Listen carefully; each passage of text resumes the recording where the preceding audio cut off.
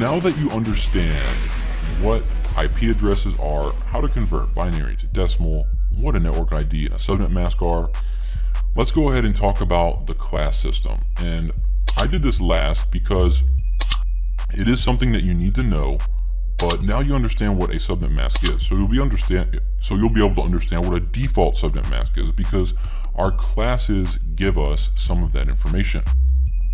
So what is a class? IP classes provide a default mask based on the number that you see in the first octet.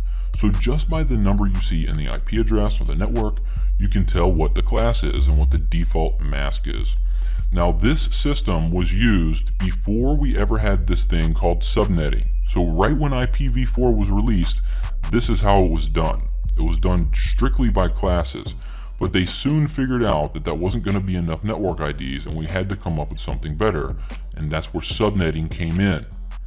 And we will discuss subnetting in another lesson. You'll learn how to do it in detail, but this is the way it started, just with classes, right? So we have something called a class, then we have our first octet range of numbers, and then we have our default mask. These are the things associated with IP version 4 classes, all right? So our first class is class A.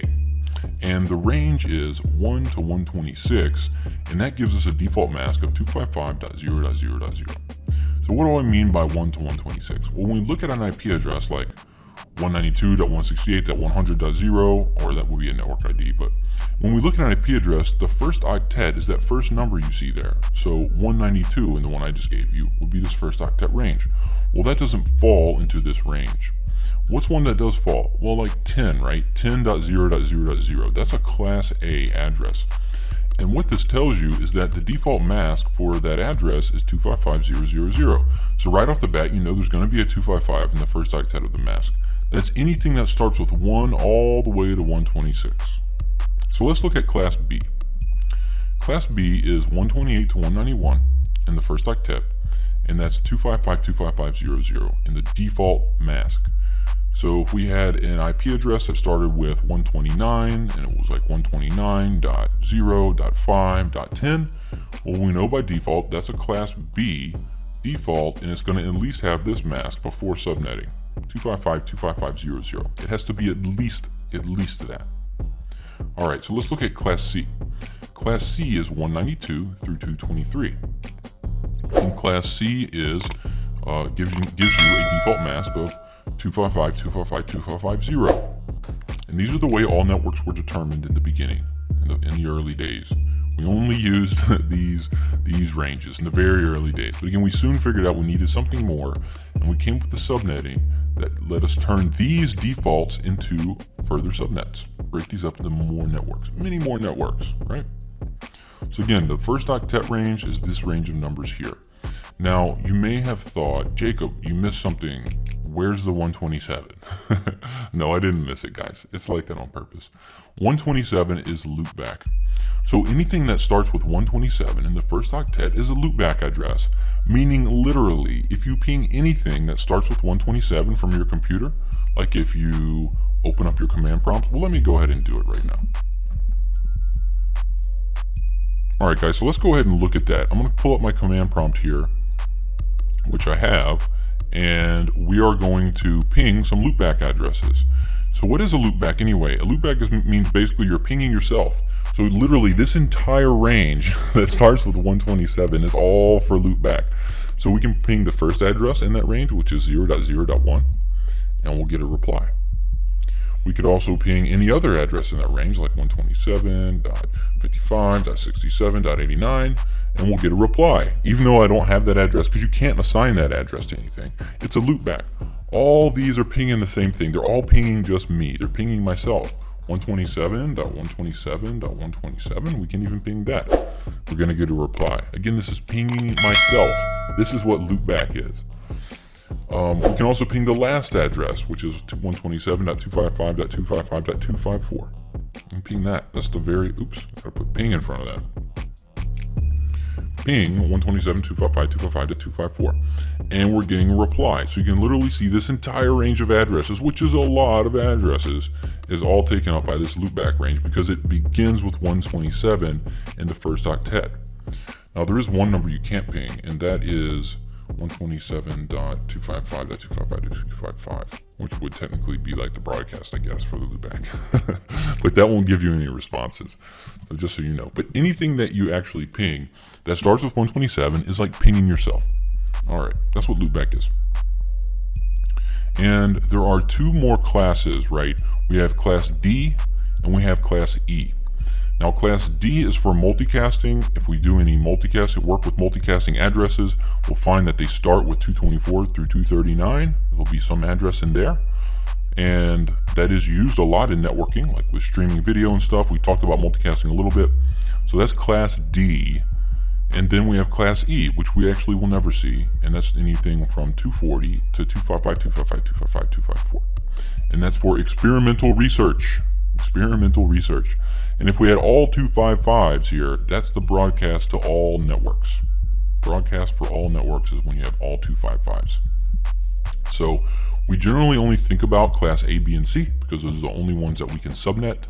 But we do need to know what class D is, and that is used for multicasting. We won't ever be subnetting with anything that starts with these numbers. We're only going to be doing subnetting and creating networks out of things that start with these numbers here. That's why they're separated in our list. You do need to know what the loopback is. You do need to know the range for class D and the range for class E and what they are used for as well. Multicasting was class D and class E was experimental research. And again, class A was 255.000 in the default mask. Class B is 255.255.000 in the default mask. And class C, the default mask is 255.255.255.0. And those are our IP version 4 classes, guys. Remember these classes. Remember these classes. All right. And here's a quick recap. We learned that binary really is just ons and offs. And we saw that because we looked at a switch. Remember the 1 and the 0 on a switch where you can turn something on, turn something off, and how that relates to binary? Cool tip there. Cool information. So it really is just ons and offs, zeros and ones. We converted some binary octets into the correlating decimal format. We also looked at an entire IP address in binary format, right? An entire decimal IP address, turned it into binary. We also looked at how an IP address is truly 32 bits in length, and it was composed of 4 binary octets, right? 4 octets, each containing 8 bits, and 8 times 4 is 32. That's why it's truly a 32-bit long address. We also learned how to make a binary doubling reference chart. Alright, I guess there is a name for it. We'll give it a name. It's the binary doubling reference chart. Remember that chart, guys. Starting from right, going to left. 1, 2, 4, 8, 16, 32, 64, 128. And that can go well into the future. This is something you're going to get good at. I'm going to try to show off here. You'll get good at doing things like this. 1, 2, 4, 8, 16, 32, 64, 128, 256, 512, 1024, 2048, 4096, 8192, 16,384. I believe that's right. And then 32,768, and then 65,535. And then I think that's as high as I can go. All right, that's as high as I can go. Well, you don't ever need to remember anything higher than that. But these numbers, these binary doublings, you'll understand how you see them all over IT when we get into network. You'll see them in many different places other than just IP addressing. So it's a great chart. Understand this, learn it. It's the only thing you need to know how to write down, and you can do all your IP addressing and all your subnetting. Man, it is so great. The binary doubling reference chart. All right, we gave it a name. We also learned about network ID and how it's related to the subnet mask, right? We learned how you can take your subnet mask and you can learn what your network ID actually is, given an IP address. We also learned how to calculate what subnet masks are in binary and also what they are in decimal. And we looked at what CIDR notation is, or classless interdomain routing, CITER for short. And it's written like this, with an IP address followed by a slash and the number of bits in the subnet mask. And then lastly, we wrapped it up with learning what the IPv4 class system was and the default mask associated with it. And this is a good bit of information, and it's math, right? There's math associated with it. So if you need to, guys, feel free. Make sure you watch the video again if you need to. Watch the video again, go through it, learn it, do the practice exercises. IP addressing is very important. Now, there are things online that can help you cheat with this type of stuff, and that's okay. It's totally fine. But you do need to understand how it all works in binary. Don't just live off of charts and things that you find online. You need to understand how to convert binary to decimal, etc., etc. Everything we did in this lesson. All right, end of my rant, end of the recap. Let's go ahead and wrap this up, guys. So that was our IP addressing lesson, guys, and I hope you got so much out of this and that you truly understand what an IP address is now and why we have all these ones and zeros and what this binary all means.